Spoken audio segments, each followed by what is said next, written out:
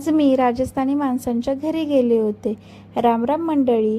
तर मला आज मंदिरात जायचं होतं, पण 10 वाजले होते, कारण की मला आता टाईम टू टाईमच जेवावं लागतंय शिवमुळे. तर मी अगोदर जेवण करून घेतलं आणि आज मला जेवणामध्ये पालकची भाजी आणि चपाती होती. इतक्या दिवसानंतर चपाती तर आज मी फर्स्ट टाईम खात होते, कारण की शिव आमचा काही सहन करत नाही आणि त्याच्या पोटात दुखतं. म्हणून मग मी जास्त भाजी घेतली आणि ती चुरून डीपली चुरली आणि खाल्ली. जास्त बारीक चुरून खाल्लं की बाळाला त्रास होत नाही. मग नंतर मी मंदिरात जाण्यासाठी निघाले आणि मी मंदिरात गेले आणि इकडे मंदिराकडे खूप फ्रेश वातावरण आहे आणि भारी पण वाटतंय. पाहू शकता तुम्ही.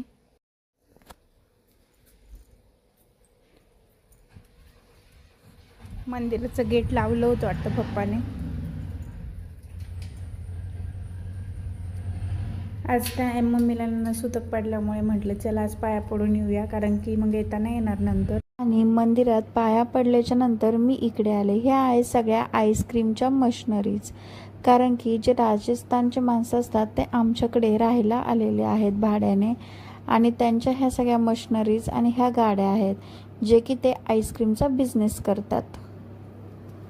ह्या सगळ्यांचा यूज करून ते आईस्क्रीम, कुल्फी सर्व काही घरीच बनवतात आणि खूप फ्रेश असतं त्यांचं सगळं. आणि नंतर मग मी म्हटलं त्यांच्या घरी जावं आणि मग मी त्यांच्या घरी गेले.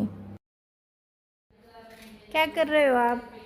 खाना खा रहे, आप भी खाना खाओ। क्या खा रहे हो? चपाती। अच्छा. राजस्थानी में बोलते हैं इसको रोटी है। हाँ हाँ हाँ. और इधर मराठी में बोलते हैं इनको चपाती है। हाँ हाँ. और ये छाछ है अपने। अच्छा. राजस्थान बोलते हैं इसको खट्टा है। काटा। क्या है वो? काटा है। अच्छा. राजस्थान में इसको खट्टा बोलते हैं, ठीक है। और इधर बोलते हैं कड्डी है। लो बाय बाय.